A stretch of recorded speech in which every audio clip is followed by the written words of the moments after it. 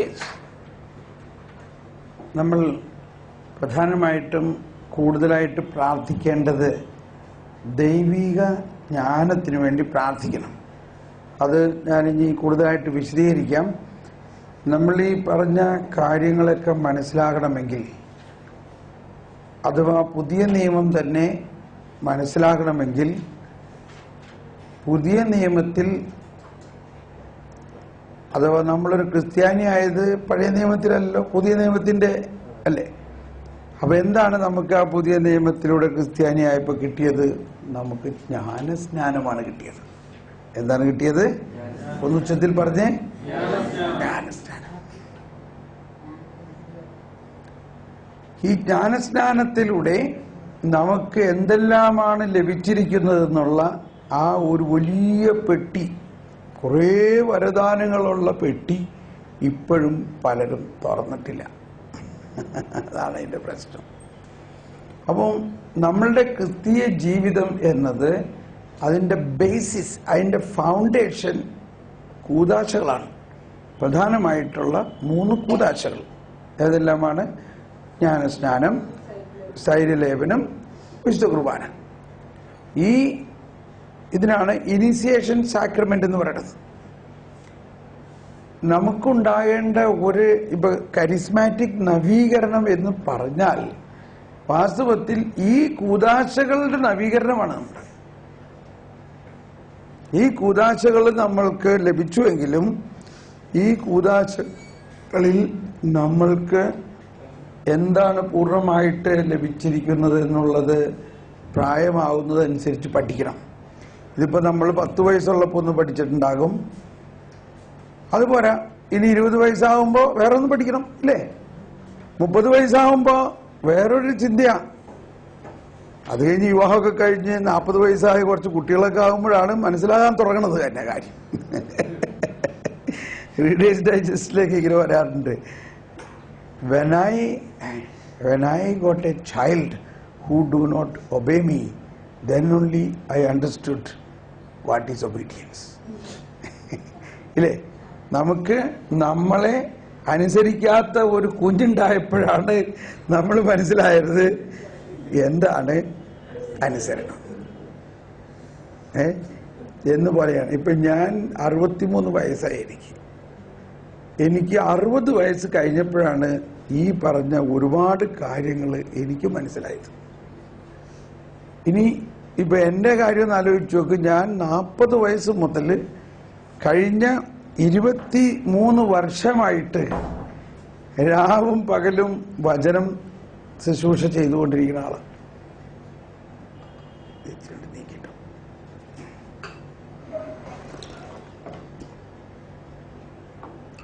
ഞാൻ വെളുപ്പിന് എല്ലാ ദിവസവും 4 മണിക്ക് എണീറ്റ് ജ്ഞാനത്തിന് വേണ്ടി പ്രാർത്ഥിച്ച്,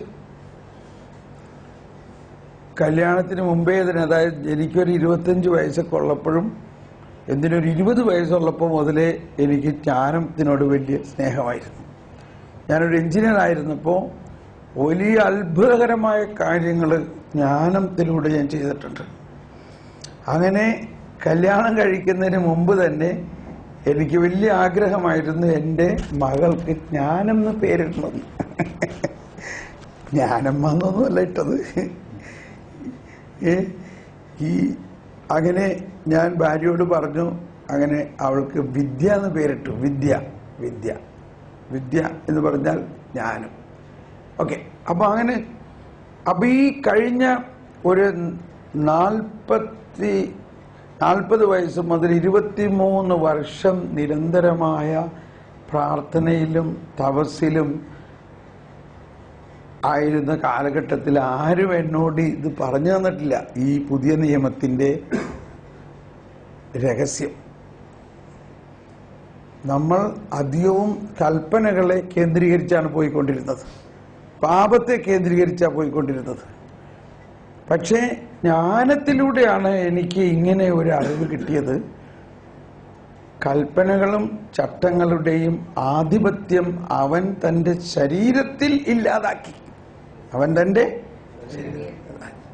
എഫേസോസുകാരൊക്കെ അങ്ങനെയുള്ള ആ വചനങ്ങളുടെ പൊരുൾ മനസ്സിലാക്കാൻ തുടങ്ങി. അപ്പോഴാണ് പൗലോസ്ലീഹയുടെ ലേഖനങ്ങളിൽ മുഴുവനും നിറഞ്ഞു നിൽക്കണ ഒരു രഹസ്യം പൗലോസ്ലീഹ ആദ്യം തന്നെ പറയുന്നത്, നിങ്ങൾ ജ്ഞാനത്തിന്റെയും വെളിപാടിന്റെയും ആത്മാവിനെ സ്വീകരിച്ചുകൊണ്ട് നമ്മുടെ കർത്താവിനെ കുറിച്ചുള്ള സമ്പൂർണമായ അറിവിലേക്ക് പ്രവേശിക്കാൻ. വാസ്തവത്തിൽ ഒരു പെട്ടെന്ന് പറയാന്നുണ്ടെങ്കിൽ മാമോദീസായിലാണ് നമ്മൾ ഇനിയും കോൺസെൻട്രേറ്റ് ചെയ്യേണ്ടത്. എന്താണ് മാമോദീസായിൽ നമുക്ക് ലഭിച്ചത്? കാറ്റക്കിസം ഓഫ് കാത്തലിക് ചർച്ചിൽ പ്രബോധനം ഇപ്പൊ നമുക്കുള്ളതിന്റെ പേരിൽ വളരെ എളുപ്പം നമുക്ക് ഇതൊക്കെ പഠിക്കാം. പ്രബോധനങ്ങളിലൂടെ നമ്മൾ നീങ്ങണം. അപ്പോൾ നമ്മൾ എന്നിരുന്നാലും ഒരു പ്രബോധനം ഇല്ലെങ്കിൽ ഇത്രയെങ്കിലും മനുഷ്യനറിയാലോ ഉത്ഭവഭാവത്തിൽ നിന്ന് മോചനം കിട്ടി മാമോദീസായി, ഇല്ലേ? സിമ്പിൾ. അപ്പൊ ഈ ഉത്ഭവഭാവത്തിൽ നിന്ന് മോചനം കിട്ടി എന്ന് പറഞ്ഞാൽ ആദിമാതാപിതാക്കൾ മുതൽ ഇതുവരെയുള്ള സകല പാപവും മാമോദീസായിൽ മോചനം കിട്ടിയോ? ഇതാണ് കിട്ടി എന്നുള്ളതാണ് വിശ്വാസം. ഉത്ഭവപാപവും കർമ്മപാപവും ഈ CCC 1264 എഴുതി വെച്ചോ, അതിനകത്താണ് ഇതെല്ലാം. അപ്പോൾ മാമോദീസായെ കുറിച്ച് നമ്മൾ അല്പം പഠിക്കുമ്പോൾ അതിൽ പറയുന്ന പ്രധാന കാര്യം, അല്ലെങ്കിൽ നമ്മൾ മനസ്സിലാക്കേണ്ട കാര്യം, മാമോദീസായിലൂടെ സകല പാപങ്ങളും മുറിക്കപ്പെട്ടിരിക്കുന്നു. മാതാപിതാക്കളിലൂടെ വന്നിരിക്കുന്ന പാപങ്ങളും ആദം മുതൽ ഉത്ഭവപാപവും നീക്കപ്പെട്ടിരിക്കുന്നു. പാപത്തിന്റെ ശിക്ഷയും ഒഴിവാക്കപ്പെട്ടിരിക്കുന്നു. പാപത്തിന്റെ ശിക്ഷയും ഒഴിവാക്കപ്പെട്ടിരിക്കുന്നു. പാപത്തിന്റെ അനന്തരഫലങ്ങൾ ഒഴിവാക്കപ്പെട്ടിരിക്കുന്നു. Consequence of the sins. ഇതാണ് നമ്മുടെ മാമോദീസ. ഇനി ഇതൊരു വശത്താണെങ്കിൽ, മറുവശത്ത് 1265 66 പറയുന്നത് 1265 66. ഇത് ഞാൻ നമ്പർ പറയണതിനാന്ന് വെച്ചാൽ നിങ്ങൾ നോക്കണം. ഇത് തോമസ് പോൾ അങ്ങനെ പറഞ്ഞുവെന്നോ ഇന്ന ധ്യാന കേന്ദ്രത്തിൽ ഇങ്ങനെ പറഞ്ഞുവെന്നോ പിന്നെ പറയേണ്ട ആവശ്യമില്ലല്ലോ. കത്തോലിക്ക സഭയുടെ മതബോധന ഗ്രന്ഥത്തില് നമ്മളുടെ പാരമ്പര്യമായിട്ട് നമ്മൾ വിശ്വസിക്കുന്ന ബോധ്യമാണ്. അപ്പൊ എന്റെ വാസ്തവത്തിൽ നമ്മളുടെ ഈ മാമോദീസ ആഘോഷം തന്നെ മാറണം. എന്താ മാമോദീസ ആഘോഷത്തിലും ഒരു മാമോദീസ ആഘോഷം എന്ന് പറഞ്ഞു കഴിഞ്ഞാൽ 10 മിനിറ്റ് കൊണ്ട് പള്ളിയിലെ കാര്യങ്ങളെല്ലാം കഴിഞ്ഞു. പിന്നെ നമ്മൾ അതിന് മുമ്പേ തന്നെ കൂടി തുടങ്ങോട്ടെ. ആണുങ്ങളൊക്കെ ആ മുറിയിലേക്ക് പോയിക്കോട്ടെ, നിങ്ങൾക്ക് അവിടെ ഒരുക്കിയിട്ടുണ്ട്. ശരി, അവര് അപ്പോഴേക്കും പള്ളിയിൽ 11 മണിയാകുമ്പോഴേക്കും അച്ഛൻ വിളിച്ചത്, എവിടെ മാമോദീസയ്ക്ക് ആരെ കാണാനില്ലല്ലോ, കപ്പ്യാര് വിളിച്ച് എവിടെ അച്ഛൻ റെഡി ആയിട്ട് നിൽക്കാൻ. അയ്യോ വേഗം പോയി ഒരു കാര്യം നിറച്ച ആൾക്കാർ പോയാൽ മതി, ബാക്കിയുള്ളവർക്ക് അവിടെ നിന്ന് കുടിക്കാൻ എന്തെങ്കിലുമൊക്കെ ചെയ്യുന്നു, ബാക്കിയുള്ളവർ വേഗം. കുട്ടി 10 മിനിറ്റ് നേരത്തെ കാര്യമല്ലേ ഉള്ളൂ. കൊച്ചിനെയും തലതൊട്ട ആൾക്കാരും പിന്നെ കുറച്ചുപേരോടി അവിടെ ചെന്ന് കപ്പ്യാർ എവിടെ, മെഴുതിരി എവിടെ, ആ വെള്ളത്തുണി എവിടെ, ആ കൊച്ചിന്റെ അമ്മയപ്പന എവിടെ, അല്ലെങ്കിൽ തലവട്ട ആൾക്കാരൊക്കെ അവരും മുട്ടുന്ന ആ മെഴുതിരി കിടക്ക് വെള്ളമെടുത്ത് രണ്ടുപേരും ഒപ്പിടാൻ വന്നേ, ഒപ്പിട്ട്. എത്ര മിനിറ്റ് എടുത്തു? എന്താ അവിടെ സംഭവിച്ചത്? എന്താ അവിടെ സംഭവിച്ചത്?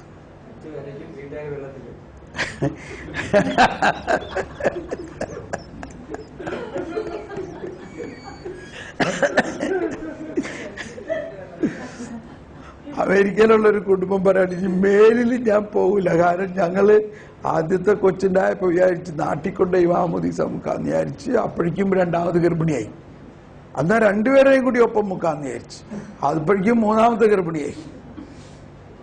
അപ്പൊ 3 പേരെയും കൂടി ചെന്ന് മുക്കി വൈകുന്നേരം ആയപ്പോഴേക്കും എല്ലാവരും കുടിച്ച് തലകീഴായി സംസാരിക്കാൻ തുടങ്ങി. അടിയായി, ബഹളമായി, ഭയങ്കര ഒരു വികൃതമായ അന്തരീക്ഷം എല്ലാവരും പോയി. അത് കഴിഞ്ഞിട്ട് ഞാൻ പോവില്ല, ഞാൻ പോണ പ്രശ്നമില്ല ഇന്നവിടെ. അപ്പോൾ നമ്മുടെ മാമോദീസ സെലിബ്രേഷൻ തന്നെ മാറണം. ഒരു വശം ഞാൻ പറയാം, നമ്മുടെ ഒരു നവീകരണത്തിന്റെ പ്രാർത്ഥനയുടെ ഒരു ആവശ്യമാണ്. അതൊരു കള്ളുകൂടി പാർട്ടിയും വലിയ പരിപാടിയായിട്ട് തീർന്നു പോകാണ്ട് അതിനെക്കുറിച്ച് ഇപ്പൊ കാറ്റഗിസത്തിൽ പറഞ്ഞിരിക്കുന്ന ഒരു 10 പാരഗ്രാഫ് എങ്കിലും അതിന്റെ സാരാംശം ഒന്ന് പ്രിന്റ് എടുത്തിട്ട് ആരെങ്കിലും ഒരാളൊന്ന് വായിച്ചാൽ മതി.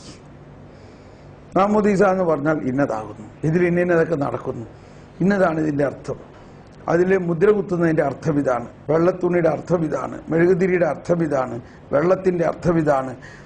ഈ മാമോദീസായിൽ പ്രധാനമായിട്ട് ഇന്ന കാര്യങ്ങൾ നടക്കുന്നു. ആ ബോധത്തോടെയും ആ അവബോധത്തോടെയും നമ്മൾ ഈ കുഞ്ഞിനെ ഇനി മുതൽ നമ്മുടെ കുഞ്ഞല്ല, ഇത് സഭയുടെ കുഞ്ഞാണ്, ഇത് കർത്താവിന്റെ കുഞ്ഞാവുന്നു. അപ്പൊ അവിടെ എന്താ സംഭവിക്കുന്നത്? നമ്മുടെ കുഞ്ഞാണെങ്കിലല്ലേ ഈ പാരമ്പര്യമൊക്കെ ഇതിനകത്ത് വരണുള്ളൂ. നമ്മുടെ കുഞ്ഞല്ല, പിന്നെ എങ്ങനെ പാരമ്പര്യം വരണത്? അപ്പോ 1265 പറയാണ്, മാമോദീസ സകല പാപങ്ങളെയും മുറിച്ചു മാറ്റുക മാത്രമല്ല, അത് വൺ സൈഡ്. എല്ലാവരും കൈവീശി കാണിച്ച്. രണ്ടാമത്, ഈ നവജാത ശിശുവിനെ ഒരു പുതിയ സൃഷ്ടിയാക്കി മാറ്റുന്നു, ദൈവത്തിന്റെ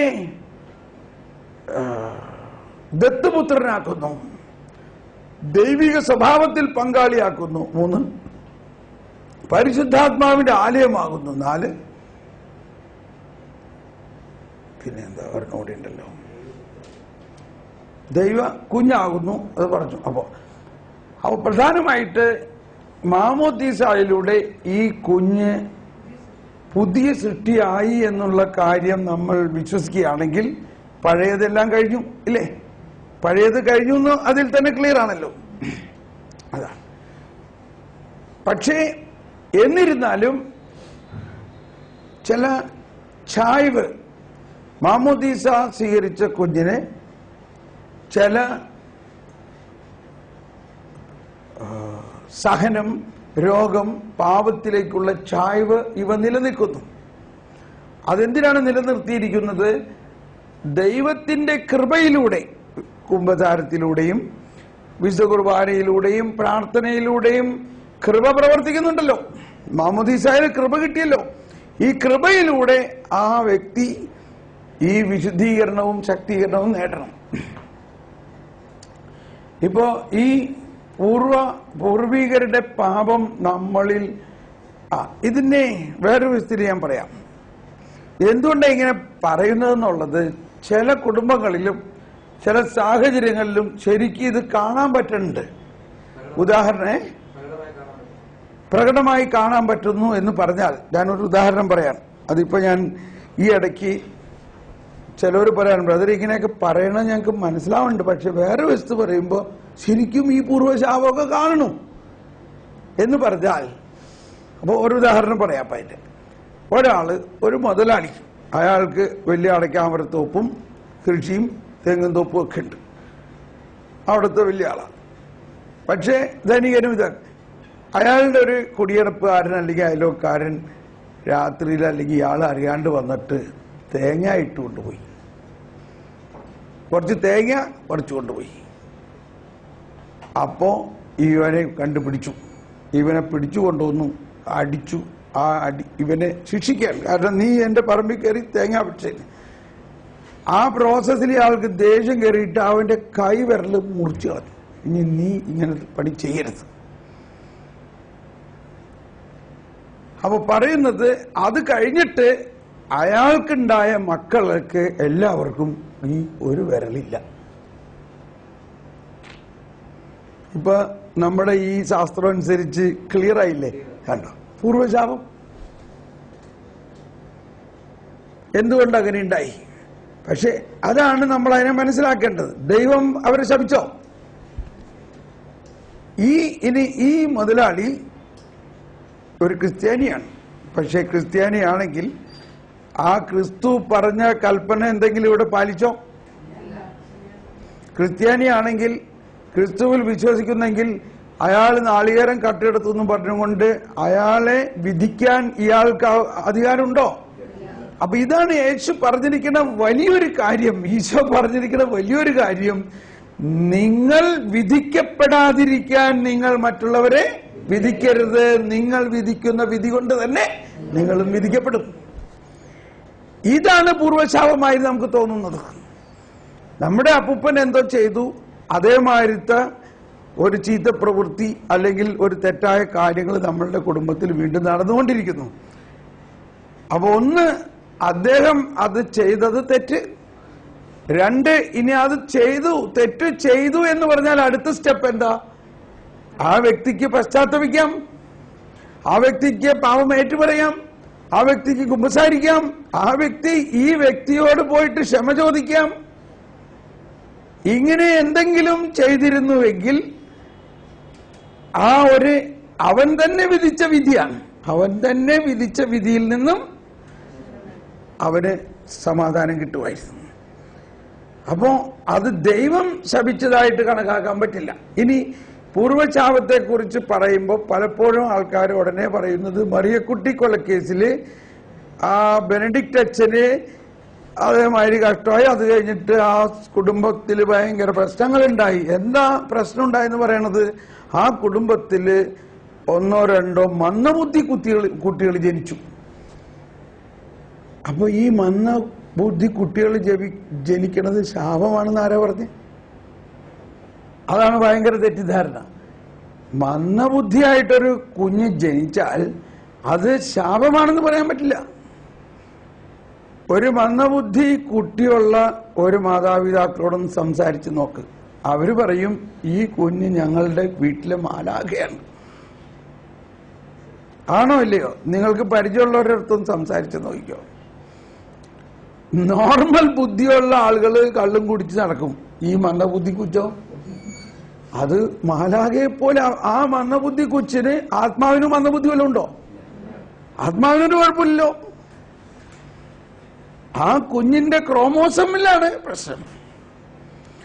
ആ കുഞ്ഞ് വീട്ടിലെ ഒരു വിശുദ്ധനാണ്. ആ കുഞ്ഞ് മറ്റുള്ളവരെ ചിന്തിക്കുന്ന മാതിരി ചിന്തിക്കാൻ പറ്റില്ല. ഈ അടുത്തൊരാൾ എന്നോട് പറയാണ്, അവരുടെ മന്ദബുദ്ധി പയ്യൻ, അവന് വേറെ ഡിസബിലിറ്റികളൊക്കെ ഉള്ളതിന്റെ പേരിൽ അങ്ങനെയുള്ളവർക്കുള്ള ആശ്രമങ്ങളുണ്ടല്ലോ, അങ്ങനത്തെ അനാഥ മന്ദിരം പോലെയുള്ള സ്ഥലത്ത് അവനെ കൊണ്ടുവന്ന് താമസിപ്പിച്ചിരിക്കുകയാണ്. അതിന് പൈസ കൊടുത്ത് അങ്ങനെ.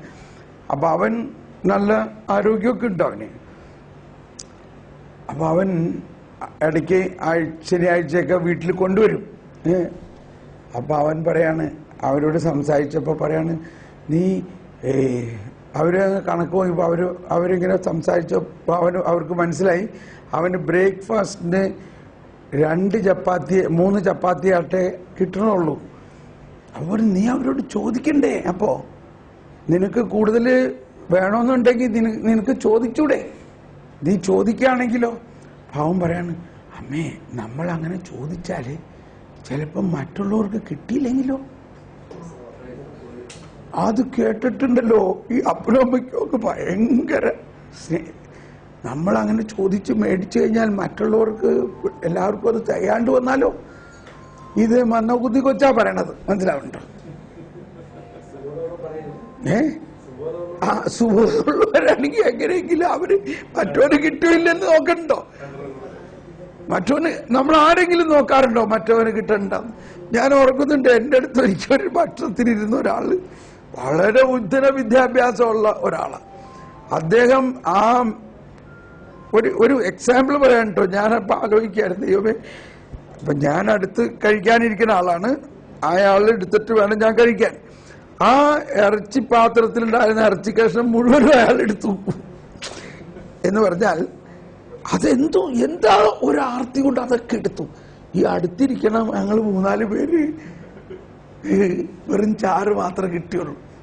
അല്ല, ഒരു കംപ്ലൈന്റ് അല്ലേ? ഞാൻ ആലോചിക്കുകയാണ്, ദൈവമേ, ഇതാണല്ലോ മനുഷ്യന്റെ അവസ്ഥ. വളരെ ബുദ്ധിയുള്ള ഒരു ഡോക്ടറാണ്. ഞാൻ അതിൻ്റെ ഉള്ളിൽ ചിന്തിക്കുകയാണ്, എന്ത് എഡ്യൂക്കേഷനാണ് നമ്മൾ, എന്ത് ഫോർമേഷനാണ് നമ്മളുടെ. അപ്പൊ നമ്മളുടെ ബേസിക് ഫോർമേഷനിലുള്ളൊരു പ്രശ്നമാണ് ഇതൊക്കെ. അപ്പോ ഇനി ഈ മറിയക്കുട്ടിക്കല കേസിന്റെ ഇഷ്യൂവിൽ എന്റെ ഒരു നിഗമനം, ഈ മന്ദബുദ്ധി കുട്ടികൾ മാലാഖമാരെ പോലെ ആ കുടുംബത്ത് വന്നപ്പോഴാണ് അവർക്ക് ഭൂതോദയം ഉണ്ടായത്. അപ്പോഴാണ് അവർ ദൈവാനുഭവത്തിലേക്ക് വന്നതും അവർ ധ്യാനം കൂടാൻ പോയതും അവർക്ക് കൗൺസിലിംഗിലും അവർക്ക് റിപ്പന്റൻസ് ഉണ്ടായതും അവർ കുമ്പസാരിച്ചതും അവർ പോയിട്ട് കാര്യങ്ങൾ പറഞ്ഞതും. മനസ്സിലാവുന്നുണ്ട്? അപ്പോ നമ്മൾക്ക് ഇഷ്ടമില്ലാത്ത എന്തെങ്കിലും ഉണ്ടാവുന്നത് മുഴുവനും ശാപമാണെന്ന് ഒരിക്കലും എനിക്കറിയാം. ഭാര്യയും ഭർത്താവും ഫേമസ് പെഡിയാട്രിക് ഡോക്ടേഴ്സ് ആയിട്ട് കുഞ്ഞുങ്ങളെ സ്പെഷ്യലിസ്റ്റാണ്. അവർക്കൊരു മന്ദബുദ്ധി കൊച്ച്. ഇത് അവര് ലോകത്തിലുള്ള കുട്ടികൾക്ക് വേണ്ടി ജീവിതം ഒഴിഞ്ഞു വെച്ചിരിക്കുന്ന പെഡിയാട്രിക് ഡോക്ടേഴ്സും അവർ വളരെ സ്നേഹത്തോടെ ഒരു കൊമേഴ്സ്യലായിട്ടല്ല അവർ ചെയ്യുന്നത്. പക്ഷെ അവർക്ക് ദൈവം കൊടുത്തത് ഒരു മന്ദബുദ്ധിയും സ്പാസ്മിക് ആയിട്ടുള്ള ഒരു കൊച്ച്. അതിനെ എപ്പോഴും കൊണ്ട് നടക്കണം. അവർ ആ കൊച്ചിനെ കൊണ്ട് നടക്കണതും സ്നേഹിക്കണതും ആ കൊച്ചിവരെ സ്നേഹിക്കണതും കണ്ടു കഴിഞ്ഞാൽ സ്വർഗമാണ്, സ്വർഗം.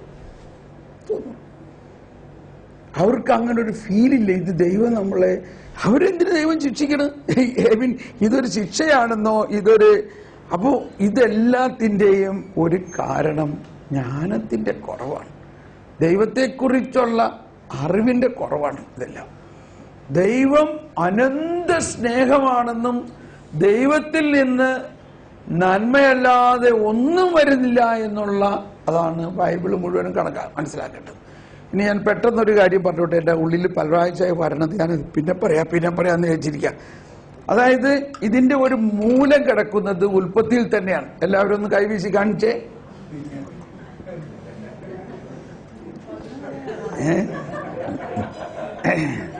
പ്രത്യേക കാര്യം പറയാൻ പോകുമ്പോ നഷ്ടപ്പെട്ടു പോകരുത്.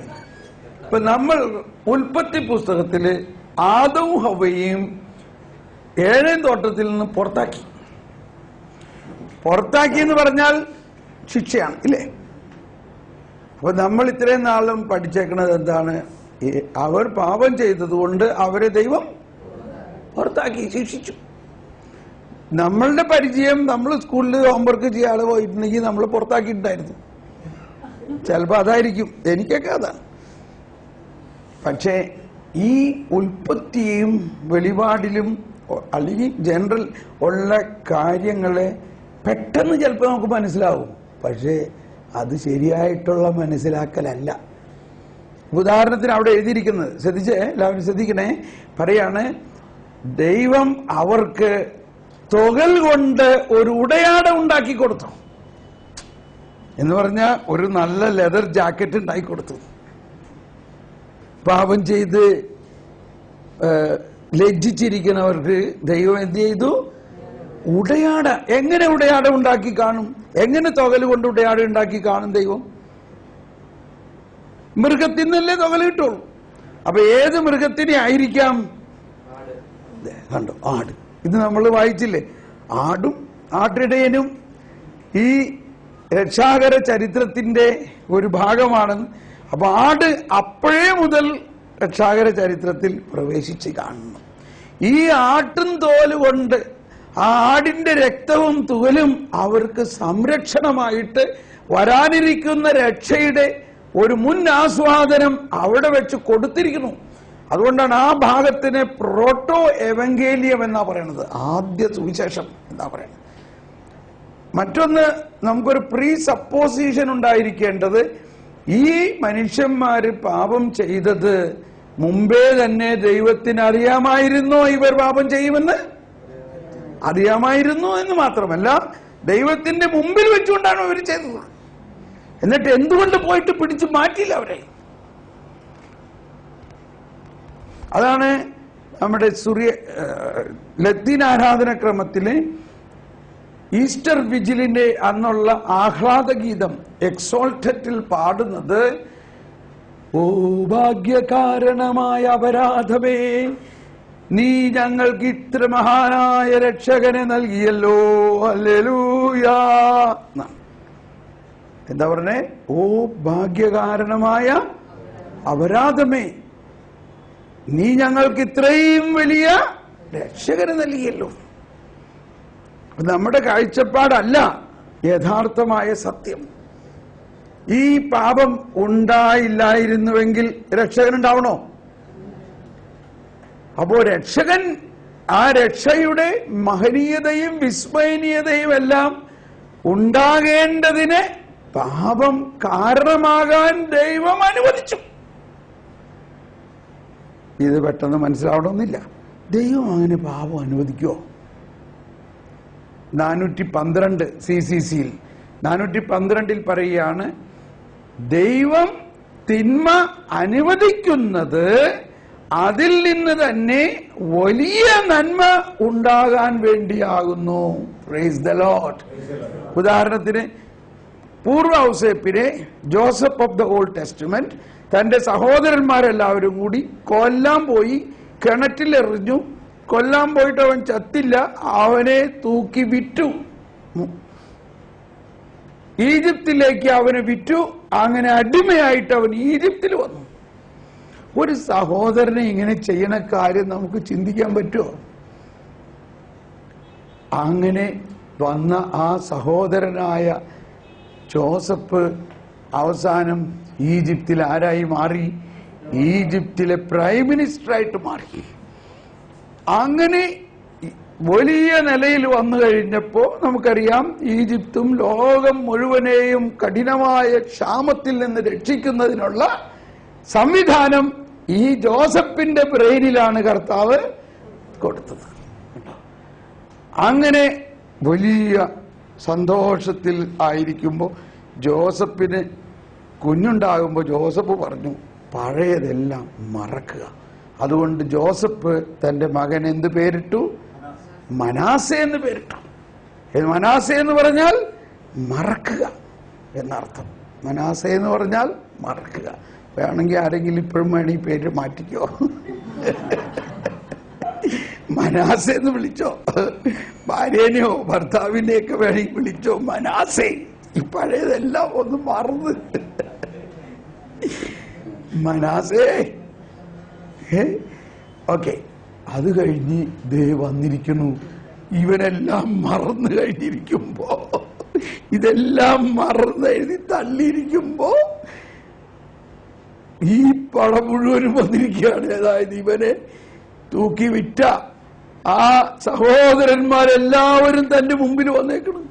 വികാരം സഹിക്കാൻ പറ്റാതെ ഈ പ്രൈം മിനിസ്റ്റർ കരയാൻ തുടങ്ങി. അവസാനം ജോസഫ് തുറന്നു പറയാണ്, നിങ്ങൾ ഈജിപ്തുകാർക്ക് വിറ്റ നിങ്ങളുടെ സഹോദരൻ ജോസഫാണ് ഞാൻ.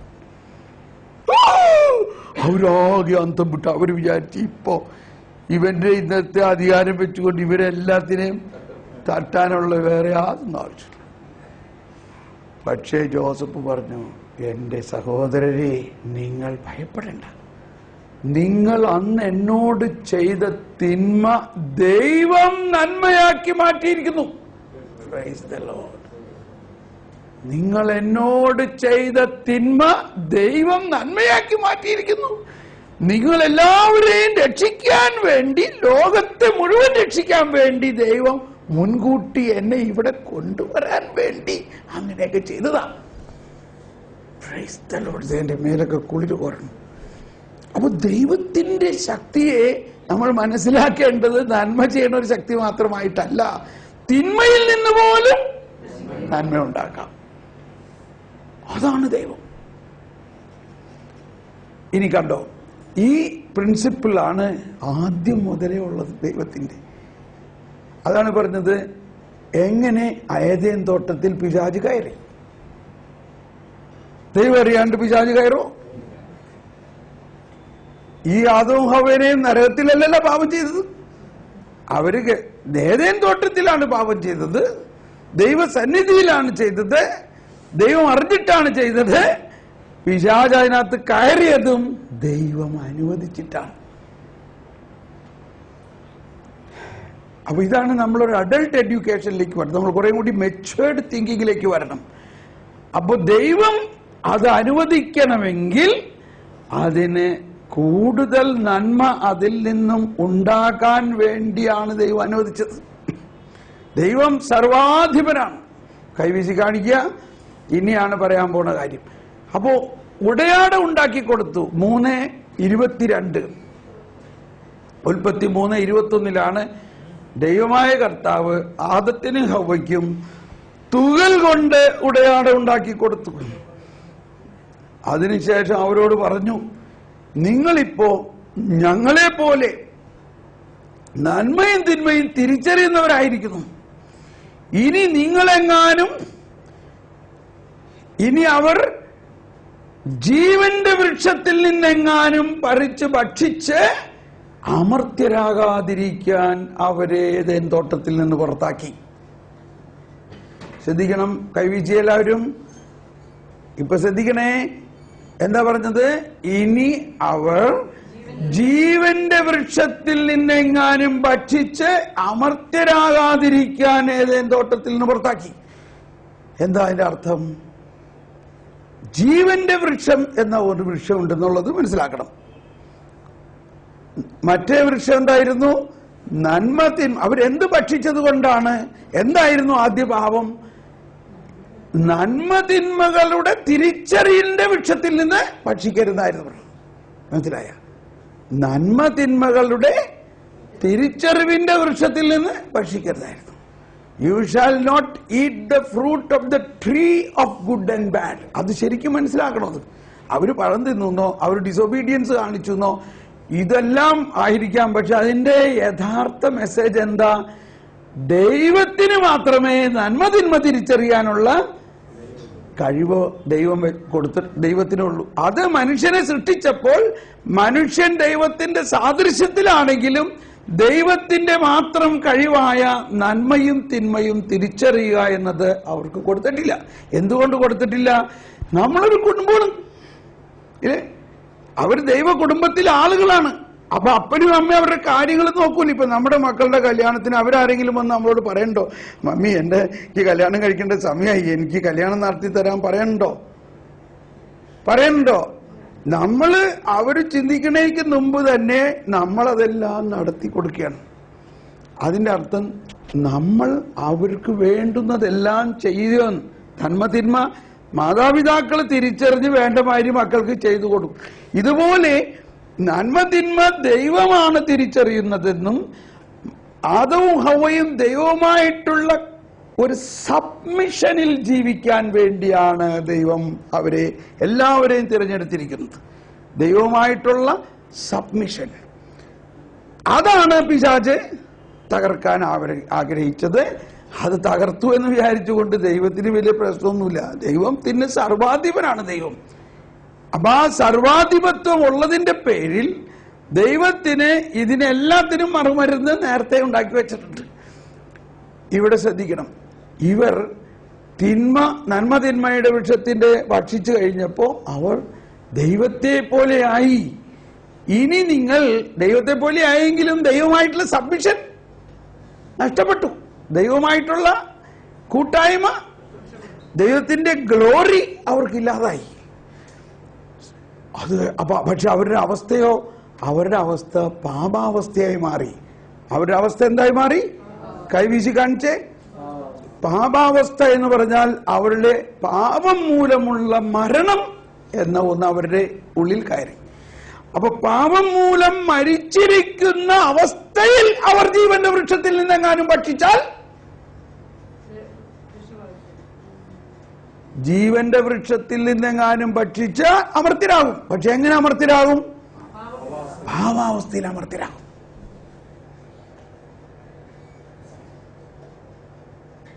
ഇച്ചിരി ബുദ്ധിമുട്ട് മനസ്സിലാകാൻ, ഇല്ലേ? ആരാണ് പിശാച്? പിശാച് അമർത്യരാണ്. പക്ഷെ എന്തവസ്ഥയിൽ അമർത്യരാണ്? പാവാവസ്ഥയിൽ അമർത്യരാണ്. പാപാവസ്ഥയിൽ അമർത്യരായി കഴിഞ്ഞാൽ അവർ പിശാചിനെ പോലെയാകും. പിന്നെ അവർക്ക് മാനസാന്തരം സാധ്യമല്ല. പിന്നെ അവരെ രക്ഷിക്കാൻ സാധ്യമല്ല. അതുകൊണ്ടാണ് ദൈവം അരുളി ചെയ്തു, നിങ്ങളെങ്ങാനും ഇനി വലിയ തിന്മ ചെയ്യരുത്. ഇതിലും വലിയ തിന്മ ചെയ്താൽ പിന്നെ എനിക്ക് നിങ്ങളെ രക്ഷിക്കാൻ പറ്റില്ല. നിങ്ങളെങ്ങാനും ജീവന്റെ വൃക്ഷത്തിൽ നിന്നെങ്ങാനും ഭക്ഷിച്ച് അമർത്യരായാൽ അമർത്യരാകരുത്. അതുകൊണ്ട് നിങ്ങൾ ഇപ്പോൾ അതിലെഴുതിയേക്കണ മലയാളം അല്ല, അതിന്റെ കറക്റ്റ് വേർഡ് ഉദ്ദേശിച്ചോ കൈവീച്ച്. ചിലപ്പോ ഇങ്ങനെ പറഞ്ഞിരിക്കുക, മക്കൾ ഇനി ഇവിടെ നിൽക്കണ്ട, മക്കള് വേഗം വേറെ എവിടെയെങ്കിലും പോയിക്കോ, ഞാൻ നല്ല കൊത്ത് ഉടയാടൊക്കെ ഉണ്ടാക്കി തരാം, ഇവിടെ നിന്നാൽ നിങ്ങൾ എങ്ങാനും ഇത് പറിച്ച് തിന്നാൽ പിന്നെ പോയി, അതുകൊണ്ട് നിങ്ങൾ ഇവിടെ നിൽക്കണ്ട, നിങ്ങൾ വേഗം പോയിക്കോ. പിന്നെ ഞാൻ എൻ്റെ രക്ഷയുടെ പദ്ധതി അനാവരണം ചെയ്യപ്പെട്ട് കഴിയുമ്പോൾ നിങ്ങൾ രക്ഷയിലേക്ക് വന്നോളൂ, അതുകൊണ്ട് ഇപ്പൊ ഇനി നിങ്ങൾ ഇവിടെ നിൽക്കണ്ട, പോയിക്കോ. ഇങ്ങനെയായിരിക്കും പറഞ്ഞേക്കുന്നത്. പുറത്താക്കിന്ന് എഴുതുമ്പോ അല്ലാണ്ട് പിന്നെ എങ്ങനെ എഴുതണത്? ഇപ്പൊ നമ്മൾ പറയൂലേ, എടാ മോനെ പപ്പ വരണ്ടോ, പപ്പ ആകെ ദേഷ്യപ്പെട്ടിരിക്കുകയാണ്, അതുകൊണ്ട് നീ തൽക്കാലം നേരെ പപ്പയുടെ മുമ്പിൽ പോയിട്ട് വലിയ അഭ്യാസമൊന്നും ഉണ്ടാക്കണം, അതിനൊക്കെ നല്ല കൊട്ട് കിട്ടും, അതുകൊണ്ട് നീ പോയിക്കോ, ഇങ്ങനെയൊക്കെ പറയാറില്ലേ? എന്ന മാതിരി ആദത്തിനോടും ഹവയോടും പറഞ്ഞു. എന്തു പറഞ്ഞു? നിങ്ങൾ ഇവിടെ നിൽക്കുകയാണെങ്കിൽ കൂടുതൽ അപകടമാണ്. നിങ്ങളെങ്ങാനും ഒരു തെറ്റുകൂടി ചെയ്താൽ, ഈ ജീവന്റെ വൃക്ഷത്തിൽ നിന്നെങ്ങാനും പഠിച്ചാൽ പിന്നെ നീ ശരിക്കും പിശാചിനെ പോലെയാകും. അതായത് ശ്രദ്ധിക്കണം, പാപാവസ്ഥയിൽ അമർത്യരാകാം. അതുകൊണ്ട് ദൈവം അവരെ പുറത്താക്കി. അപ്പോ അത് കഴിഞ്ഞിട്ട് ദൈവം എന്ത് ചെയ്തു? പുറത്താക്കിയിട്ടും ഇവരെങ്ങാനും തിരിച്ചു വന്നാലോ എന്ന് ഉദ്ദേശിച്ചുകൊണ്ട് എന്ത് ചെയ്തു? കെരൂബുകളെ 4 വശത്ത് നിർത്തി. കാരണം ഒരു കാരണവശാലും ഇവര് ഈ തെറ്റിലേക്ക് വീഴരുത്, ജീവന്റെ വൃക്ഷത്തിൽ നിന്ന് ഭക്ഷിച്ചു പോകരുത്, ഇവര് പാപാവസ്ഥയിൽ അമർത്യരാകരുത്. ഒന്ന് സ്തുതിച്ച് പ്രാർത്ഥിച്ചേ, കർത്താവേ നന്ദി നന്ദി നന്ദി നന്ദി നന്ദി നന്ദി.